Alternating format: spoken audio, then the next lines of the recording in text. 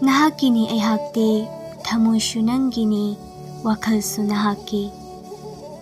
Nang tabu senaduna nang tagalaydauraba. Aihaksu oirare miyoiba mahaki thamoigum. Nungsiruba nara, natraga karigino. Mikup khuding nangbu kanduna thamningi.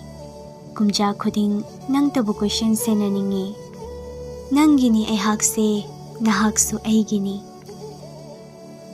Khutta thanglen paiduna thengnarage laklibra, natraga karigi. Leimarim bisu sauna makhoibu singnai khanduna gam thangsang ado pairaga mapanda thoglakpani. Ure mitmang maktada thainagi lanching purel athaubado. Khuman thoibado, mina kinaribado. Mina noluknariba ipu thangsang bu paiduna gam jangsilai. Thauna laibi saduna mangonde henjilaklabadi matup kakkani haikiba miyoi ado kirakle. Thanglakliba khongthang ado. Leimarimigi manang hek yawrakpaga thoiba makok lukthaduna khoiramkhre. Khangki male mamit kupi pakhatna leimarimbi. Adubu mitmang maktada magi khongyada turaklaba adudadi napal mapan thoglakle. Mangak ado thekatle hairaga. Kari haige lakpano. Leimarimbi. Ichana huranbu hurandaba ai khangde. Adubu ma aigi ichani. Aduk hakpa dandi adumadi Leimarimbina kokpiyuba. Nacha huranba kangano. Pikraba yathangni. Aduga aikoina kaidaunungda yathang asibu hikdokte. Leimarimbi. Nakhoigi mangda aikoidi karisu leitaba mishaknido. Janbiduna aigi oinasu mai khajik ingbiraga khutsa adumatadi kakpiranuba. Pare. Makut oigi khutsa adumadi kaklani. Aduga yato thamlage. Lengba yaragani. Karibu amuk hairuni. Upai leite lahairaba. Thagatchari haiba wafam ase hairamle. Toinasu haida lanjare. Thagatchari ngakpiyo. Karamba miyoina. Michang sangga leitraba lairaba misag adunata. Chatkre thoiba. Mahak chatkibaga Leimarimbi sorama hondoi. Manakta libliba manayamada onsinduna. Hayeng tintararusi. Leichil bahusingma oigi kusasing kao. Hairamduna thokre. Inbatabani yathang. Somdana samadon ado. Umang tamna yangna chelakpani. Karigidamal haibangamde. Kanna sukhongi. Mana thiraklebase kanano. Hangkrabra, mana thiriba misak ado. Tumin lepkre. Loki makolna nakongeba makai hauna cheliba mafam aduda tapna changsili samadon. Aduga khongi. Mangda tubak lebliba nupa ado. Sagol amana kanna khonglakpa adudadi. Magi achikma mafam thugairi haiduna saunasu onthorakhi male. Adubu asauba saktam pathanjinki kari maramgi miyoiba sunattaba sa aduna mamit iranglang mapitana maithongda chenthaba ado ubadani. Samadon changsilaktuna luchingi pambomda makok aduna tapna ngarai.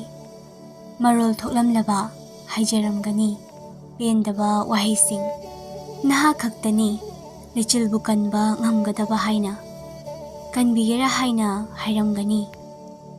Luchingna kaina sago nangna namit na pitana kaplido. Samadon tapna kaya hauda khongi. Luching makut aduna samadon gi makokta tapna nanbiraga. Samadon handakti ay kalaroi. Nangdi khangle ay kanano haiba. Miyoiba amabu kaliba makai. Ay sakti hantar e samadon. Samadon tamna aduma khongi. Yaroi ningai tauribra. Lamhin gano samadon. Haiduna chatlagi khale. Adubu samadon gi mitlu anida amuktang mitnyeng tarubani. Urakle. Thaina thokiba thaudo khara Leichil gi maramda Nawa pisak apikak afafatta khangjriba matamni. Samadon bukage tongge yade haiduna ningai tauriba nupi ado. Pabong, ai talle. Ai samadon tongi. Nupina sagol thauba yade. Nupina khulai paiba yade khangaba. Aduishu aidi khulai su tamni samadon su thauni. Matam maduda lakhi ningthaurelgi machai bungo lamhenba hiyai khomba. Matam mado mahak chahi 15 suraba mali. Sagol thauduna nupa manai kharaga lakpa. Leichil mahakna chahi 8 mok subada ngairi. Matam masidani kikhiba thaudokso. Leichil majai bungo bu ubada masa thak thak nikhi. Yamung bu kikhi. Chatlo yamung na nang laula ise. Majai bimado ningai tauramlani. Nanga sanage haiduna. Pabung ai haiba luijinge. Leichil, lau, sagol mangda donglo. Ai tale. Kai gitan ba. Nang haujik pharaga kai da bijora. Chatlo ni bima. Leichil suki bana sagol mangda kakhi male. Hiyai na supuduna chatkiba male. Leichil bu sagol thauna thauna makut amaduna. Leichil gi fi thong draba pambom aduda. Tapna suna lakhi male. Afafata khangjiba angang ado hainade hijay aduna so fatchong thakhi thauna thauna majai bungona asi faune ngasi aigi ningba thongge ipa ning thau ujringi Leichil kanna chenbani masida natta karigi kiri majai be maga sanari toina changlei majai be malai taba matamda maithongda thenglei sokpa yadaba mafamda so thengki male kanna kapki nupido. Leichil chelakpana majai bungona faga daure. Adubu samadon ayang mana majai bungogi makhong aduda kanna kauki. Chahi ani ahumdi laijoduna leiki. Luching makut ado chena tasili. Asida natta leimare bina toina phubasu ui. Ikui kui jingay lesa pharakpagi amasi yarami. Masi masu hiyainani. Yamna nushiba amaso thengnakhi male. Leichil samadon bujai thabiduna. Samadon aidi ngaureda. Sakhangdaba pakhang mangonda. Asuk nushiramgani haibado ninglade. Kahanjingai oidoira. Oiramgani. Maramdi kaukhraba matung mahakna nushikide. Luching makut ado chena tasin. Samadon haujikma ganungdamna chatke. Leichil bu karim to haloi. Ayu iba pota soklabadi konung tumgani. Ningthem sagai mutgani. Haramduna mafam adudagi mangkiba. Somdana sarang adudagi Leichil bu puthorakle. Makut sadan thakre. Leichil na. Aina natte thobasa. Ai mo janbiduna amukta de thadok phiune thoba. Sanaya thangi hiktopa fati. Karam changani nupado Leichil mahak bukan ba. Kukan namada kallagi lepkre. Hayeng haiba pungja ado ngairage khankre. Somdana athauba aduna Leichil gi makut ado yanaba achauba thangsang ado haigalaktuna yanthare. Nanghaude Leichil mahakna yalakliba lanmi adubu oina laktana inkiba. Pulamba makhong khudakta pathatlaga. Jensilakpa lan mising adubo amamamta lak-laktan lang lai. Leichil gi mitlu ani adugi machu aduso anghakpani. Higok machu ngakta onkre. Lan mising ado Leichil bu ubada masa thak-thak niglai. Leichil na aina tawde haiba natra. Haiduna makut aduda higok machugi maibun oina chakhalai. Aduga thangnaba mikupta lanmi matamna langsinkibaga lanmi ado wanthakre. Ai khodol kaknaba hotnaba matta aina lema tharoi. Tanja adudani maningdagi nupi amagi makhod fatlam silaktuna Leichil gi manaton ado menkre. Hek menkibaga khudakta leimai aduda wanthaki. Uhawi Leichil na mayek sengna miyoy adugi khubak nungda tariba mami ado ngangsang ngangi aduga maninsu kari-kari tawbani. Angakpa paw ase lay maningthau yaukhre. Hayengbu ngaikise haidunasу yethokre. Matam madi hauki yaurakle hayeng haiba ado. Adubu hayeng haiba ado ngasi haiba minglen asidasu onkhibani. Majaibungo lenglakani haiduna langnari konungda. Lami lamhangdasu phajana semsari. Somdana Tripura lamdam adudagi samudolaida lengdonduna lenglakle majaibungo ado. Lambida leiramba kaya ado makok nonduna ikai khumnabu utli. Mamit adunadi koir oli. Karibu yenglibano khangde nupa ado. Konunggi thonglan silakpaga mapaibungoga mamagana okle ningthina. Mamang kangjibung lomda pulap lenglaktuna wangna phumdolduna laikre. Mukna haunabagi mi kaya amasu tilakle mafam aduda. Ngasigi mukna asidi salai sanagadawribani. Maram aduna Kudai anigi khwangchet oina lakliba fi aduda salaigi machu oina lai. Tilakle mayam ado. Ngaihak leiragadi konunggi pungjaw yaikre. Sanaba haunaba makhoi sanaroising thoklaktuna sanaba haukre. Hanadi majaibe magi nakan aduda Leichil ado fammani. Adubu ngasidi ihang hangle mafam ado. Asum sanarakpana yaurakle. Ningthau mahakni yengningba misak ado. Luchingni atay kana amaso natte. Mabu panaba araiba oiroi. Yanglen laymay taduna tokani. Tokso tokle maithire mahaki makutta. Ningthau harauduna adunidana. Hiyaina kanano pabung asibo. Karigi pabung na mahagi michang changbra. Angomni kuire angom na thoiraktaba. Asidi yenglage. Asum sanarakpana mathang ngamlakpana hojik aroiba sanaroi ani khak ngaihaure. Lanmi amana hauna soparai mayam tanaba. Aroiba changyengba sidi matam kuina chahi kaya thoiduna laklaba mangang salaiga matam kuina mutluraba angom salaiga changyengna gadawri. Kangjaibungda lengthoklibasi mangang ibungo loya lakpa amasung angom ibungo luchingba. Haikibaga makhoi ani sem sanare.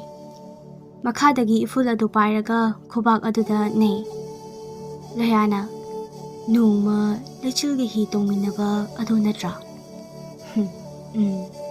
Nongmada nate punsi chupagi tongminagadawri. Aingondagi mai pakpra hana yengkho angom ibungo.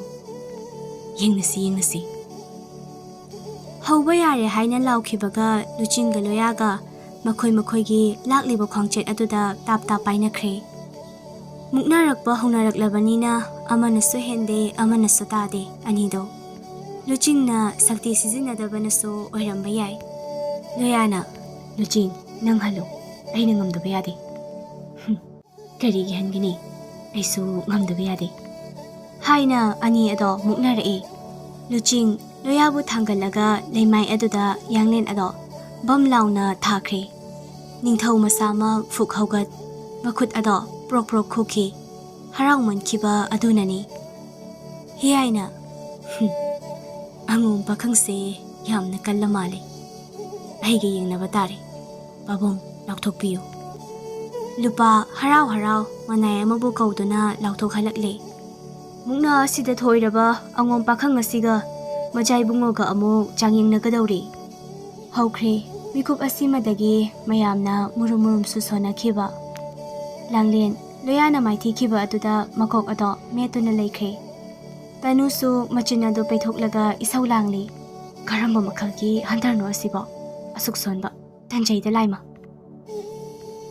Majaibungo hiyai khomba masama semlare hairaga Kangjibung tamna lenglakle. Luchingso adumak yengduna lay. Mayam adudi majaibungo na ngamkrani. Pakhangse porarani haiduna sonabasu konggaini. Mukna haunaba haiduna semsanare. Hiyaina yengbatare. Nasana udi fay. Adubu aibu maithiba piba ngambra yengu. Luching kari amatasu khumlakte. Kari amaso hairakte.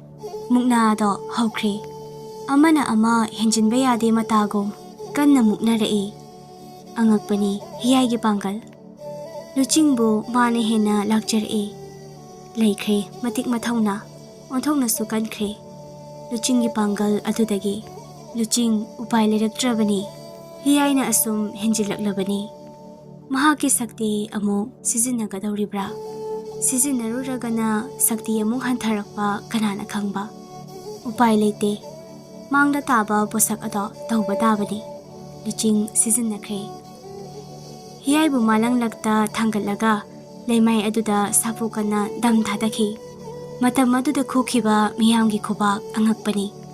Ningthau masamak yauna phamlambadai fukhaugatuna khubak khukhi wahaloire masida. Leimarembi tausinaba minok nokhi.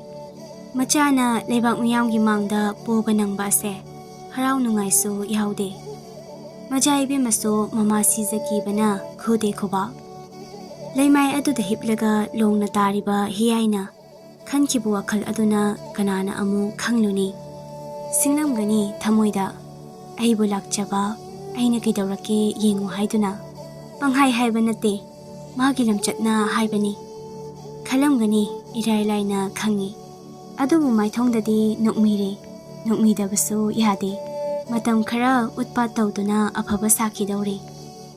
Luching makhut ado hiyai da piree. Hiyai na pairakhiba makhut adugi sahum kayam kanki haiba adumadi Luchinga ma khaktagana khanglamgani. Penman khraba ningthaudo pena salaurae. Angom pakhang asida aina mana mathum su pigani. Ichabusu maithiba piba ngambagi nangi apamba ahum khak hayo. Aina thungangani sari wasakli. Hiyai di changkre kangjebung adudagi laurae pakhang mahakso. Aina pamba ahum hairabadi iningthau. Panchi male wahai ado haina bhotnabada natragana toksilnaribra. Pumnamakse natte hairagana kari amabu khaliba. Chingnaganuni pakhang aina tawni hairabadi tawrabani. Iningthau konunggi sarang asida leiriba Leichilbu thadokpiyu. Ani subada Leichilgi makhut kakkani lauthokiba amuk hana loksinbiyu. Ahum subada Leichilbu konung asidagi kana amatana sokhanbigano. Asini aigi apamba. Mana apamba khuding nikhiba pirakloidabasu nate pirakkani. Sana konung tangkhai ama pirao hairasu piraklamgani. Masi pumnamak tokro. Majaibe ma magi taloi oirage haina hairaklabasu piraklamba yaribani. Miyoiba faubada masigi tanja ase phanglabadi masagi khanduna masagi apamba khakta niramgani. Adubu demanamani hairiba mahak. Phatti hairiba mahak adudi masagi oijaba pumba thakiduna ichamchamba nupi adugi damakta khanki male. Thamoida nungsi ithilsu yaikhrabra natraga karigi mani adugira. Adumakpu oirasu magi wakhal machet amata thamoida tade haibadudi chinthiba chinthibisu tahaugani. Tasinkiba kutum asina pramani. Mayam aduda natta ningthau leimarembi phauba ngakhi male. Ningthaudo leplambadai masagi famfamda gyan mangna famthakibasu oiramgani makhol thokhi. Loyana masigi tanja ase phanglamlaba nigadra nujadugi damakta thauna fanasu. Haidokhiba yathangak fatte ngakani sana ningthauni. Leibaki chukli pairibani. Leimarembidi thamoida hu fungki. Mityeng da fabani angakpani yengkhiba mityeng yamna thauki. Hiyai mahakso chingduna nokhi.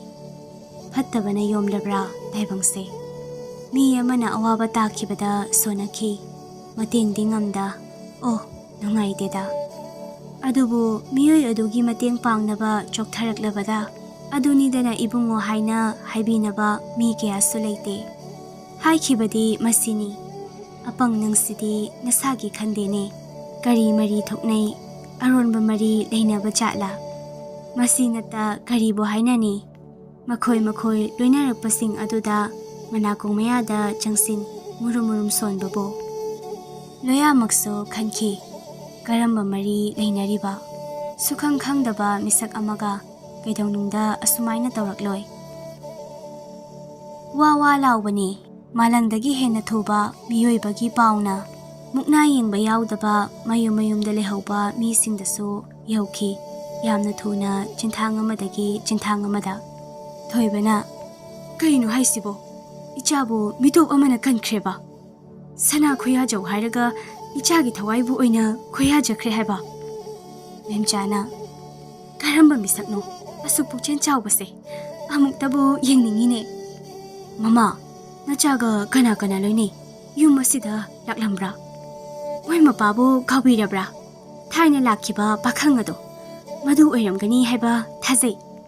아마부 오이레 아이기디 예퍼리. ꯆꯥꯛ ꯆꯔꯥ ꯑꯃ ꯀꯧꯊꯣꯛꯀꯅꯤ꯫ ꯅꯤꯡꯊꯧ ꯑꯗꯣ ꯍꯥꯏꯗꯣꯛꯈꯤꯕ ꯋꯥ ꯉꯥꯛꯈꯤ ꯂꯥꯎꯔꯛꯏ ꯃꯌꯥꯝ ꯇꯥꯅꯕ꯫ ꯂꯩꯆꯤꯜꯕꯨ ꯁꯥꯔꯪꯗꯒꯤ ꯂꯧꯊꯣꯛꯄꯒ ꯂꯣꯏꯅꯅ ꯈꯨꯠꯁꯥ ꯀꯛꯄ ꯍꯥꯏꯕ ꯑꯗꯨꯁꯨ ꯂꯧꯁꯤꯟꯖꯔꯦ꯫ ꯑꯗꯨꯒ ꯃꯥꯕꯨ ꯀꯣꯅꯨꯡ ꯑꯁꯤꯒꯤ ꯃꯤꯑꯣꯏ ꯑꯃꯠꯇꯅ ꯁꯣꯛꯄ ꯌꯥꯔꯣꯏ, ꯁꯣꯛꯍꯟꯕꯁꯨ ꯌꯥꯔꯣꯏ꯫ ꯀꯔꯤꯒꯨꯝꯕ ꯁꯣꯛꯍꯜꯂꯝꯂꯕꯗꯤ ꯑꯍꯛꯄ ꯆꯩꯔꯥꯛ ꯄꯤꯒꯅꯤ꯫ ꯍꯤꯌꯥꯏꯗꯤ ꯉꯛꯈꯤ꯫ ꯀꯔꯤꯅꯣ ꯂꯩꯆꯤꯜꯅ ꯁꯥꯔꯪꯗ ꯈꯟꯗꯨꯅ ꯐꯨꯛꯁꯨ ꯍꯧꯒꯠꯈꯤ ꯒꯝꯁꯨ ꯆꯪꯈꯤ꯫ ꯂꯩꯆꯤꯜꯒꯤ ꯅꯥꯀꯣꯡ ꯑꯗꯨꯗꯁꯨ ꯌꯧꯔꯔꯦ ꯄꯥꯎ ꯑꯗꯣ꯫ ꯁꯣꯟꯈꯤ ꯇꯞꯅ ꯇꯨꯃꯤꯟꯅ ꯂꯤꯛꯅ ꯃꯃꯜ ꯂꯩꯅ ꯃꯤꯆꯤꯒꯤ ꯀꯥꯔꯛꯇꯒꯤ ꯅꯥꯟꯊꯔꯛꯄ ꯄꯤꯔꯥꯡꯒ ꯂꯣꯏꯅꯅ꯫ ꯀꯅꯥꯅꯣ ꯑꯩꯕꯨ ꯀꯜꯂꯤꯕ? ꯀꯅꯥꯅꯣ ꯑꯩꯒꯤ ꯊꯋꯥꯏ ꯑꯁꯤ ꯀꯜꯂꯤꯕ? ꯅꯍꯥꯛꯄꯨ ꯇꯣꯜꯂꯦꯗꯣ ꯑꯩꯒꯤ ꯂꯃꯟ꯫ ꯃꯇꯥꯡ ꯑꯗꯨꯗꯅꯤ ꯁꯥꯔꯪꯒꯤ ꯊꯣꯡ ꯐꯠ ꯍꯥꯡꯂꯛꯈꯤ꯫ ꯂꯩꯆꯤꯜꯁꯨ ꯈꯪꯄ꯭ꯔꯦꯛ ꯈꯪꯕꯅꯤ꯫ ꯍꯤꯌꯥꯏꯅ ꯑꯌꯥ ꯂꯥꯛꯆꯩꯗ ꯑꯩꯒꯤ ꯁꯤꯖꯕꯨ ꯃꯈꯣꯏꯅ ꯁꯥꯔꯪꯗ ꯊꯝꯕ ꯑꯩꯉꯣꯟꯗ ꯈꯪꯍꯟꯗꯕ꯫ ꯂꯩꯆꯤꯜ ꯀꯤꯅ ꯀꯨꯐꯦꯠ ꯀꯥꯐꯦꯠ ꯌꯥꯝꯕꯣꯡ ꯌꯥꯝꯕꯨꯡ ꯂꯥꯛꯏ ꯅꯪꯒꯤ ꯌꯥꯝꯕꯨꯡ ꯂꯥꯛꯑꯕꯅꯤꯅꯦ꯫ ꯍꯩꯃꯥ ꯅꯤꯡꯊꯤꯖꯔꯝꯂꯦꯗꯀꯣ ꯂꯩꯔꯥꯡꯁꯦ꯫ ꯂꯩꯍꯤꯁꯨ ꯖꯣꯅ ꯌꯥꯎꯔꯝꯃꯤ꯫ ꯀꯗꯥꯏ ꯌꯥꯝꯕꯨꯡ ꯀꯣꯟꯒꯦ ꯀꯨꯏꯔꯦ ꯎꯗꯕ ꯍꯥꯏꯔꯗꯨꯅ ꯆꯪꯁꯤꯜꯂꯛꯄꯅꯤ꯫ ꯌꯥꯝꯕꯣ ꯑꯩ ꯆꯠꯀꯦ, ꯑꯩ ꯊꯥꯗꯣꯛꯂꯕꯅꯤ꯫ ꯉꯥꯏꯈꯣꯅꯤ ꯅꯪꯕꯣ, ꯄꯥꯕꯨꯡꯗ ꯉꯁꯤꯃꯛ ꯃꯤꯌꯥꯝ ꯇꯤꯜꯂꯤꯉꯩ ꯈꯨꯃꯟꯅꯤꯡꯉꯣ ꯂꯩꯆꯤꯜ ꯁꯅꯥꯕꯨ ꯀꯣꯅꯨꯡ ꯑꯁꯤꯒꯤ ꯑꯃꯠꯇ ꯉꯥꯏꯔꯕ ꯁꯤꯖ ꯑꯣꯏꯔꯒꯅꯤ ꯍꯥꯏꯗꯨꯅ ꯂꯥꯎꯊꯣꯛꯍꯟꯒꯦ꯫ ꯁꯤꯖ ꯃꯤꯡꯊꯣꯟ ꯀꯜꯂꯛꯇꯦ, ꯁꯅꯥ ꯇꯥꯡꯕꯜꯁꯨ ꯈꯣꯏꯗꯥꯔꯨꯗꯦ, ꯂꯨꯄꯥꯒꯤ ꯂꯤꯐꯥꯡꯁꯨ ꯅꯤꯡꯂꯨꯗꯦ꯫ ꯁꯨꯞꯅꯒꯤ ꯑꯁꯦꯡꯕ ꯊꯃꯣꯏꯗꯣ ꯅꯠꯇ ꯑꯩꯕꯨ ꯁꯣꯛꯂꯛꯀꯅꯨ ꯌꯥꯝꯕꯣ꯫ ꯂꯥꯏꯔꯕ ꯈꯥꯡꯄꯣꯛꯁꯪꯗ ꯍꯧꯔꯛꯄꯤꯅꯤ꯫ ꯑꯃꯣꯠꯄ ꯏꯌꯥꯏꯗ ꯁꯥꯠꯂꯁꯨ ꯑꯩꯒꯤ ꯏꯁꯥꯅ ꯅꯈꯣꯏꯒꯤ ꯀꯣꯅꯨꯡ ꯑꯁꯤꯗꯒꯤ ꯍꯦꯟꯅ ꯇꯥꯡꯉꯤ ꯍꯥꯏꯕꯁꯤꯁꯨ ꯈꯪꯕꯤꯌꯨ꯫ ꯑꯩ ꯆꯠꯀꯦ ꯍꯥꯏꯗꯨꯅ ꯐꯠꯅ ꯊꯩꯔꯛꯂꯦ꯫ ꯍꯤꯌꯥꯏꯅ ꯃꯥꯡꯗꯁꯨ ꯂꯦꯞꯁꯤꯟꯈꯤꯕꯅꯤ꯫ ꯑꯗꯨꯕꯨ ꯂꯩꯆꯤꯜꯕꯨ ꯃꯨꯟꯅ ꯐꯥꯎꯕ ꯌꯦꯡꯗ꯭ꯔꯤꯉꯩ ꯃꯖꯥꯏꯕꯦꯝꯃ ꯐꯠ ꯂꯦꯞꯁꯤꯟꯈꯤ꯫ ꯌꯥꯝꯕꯣꯡ ꯏꯇꯥꯁꯦ ꯄꯨꯔꯨꯈꯤꯒꯦ ꯍꯥꯏꯗꯨꯅ ꯄꯟꯊꯗ ꯁꯠ ꯂꯩꯆꯤꯜꯕꯨ ꯄꯨꯗꯨꯅ ꯊꯣꯛꯂꯛꯂꯕꯅꯤ꯫ ꯑꯗꯨꯕꯨ ꯅꯤꯡꯊꯧꯅ ꯂꯥꯎꯈꯤꯕ ꯑꯀꯟꯕ ꯈꯣꯟꯖꯦꯜ ꯑꯗꯨꯗ ꯃꯌꯥꯝꯗꯨ ꯌꯥꯎꯅ ꯃꯖꯥꯏꯕꯦꯝꯃ ꯐꯥꯎꯕ ꯈꯪꯄꯥ ꯄꯥꯈꯠꯈꯤ, ꯊꯃꯣꯏ ꯁꯣꯛꯈꯤ꯫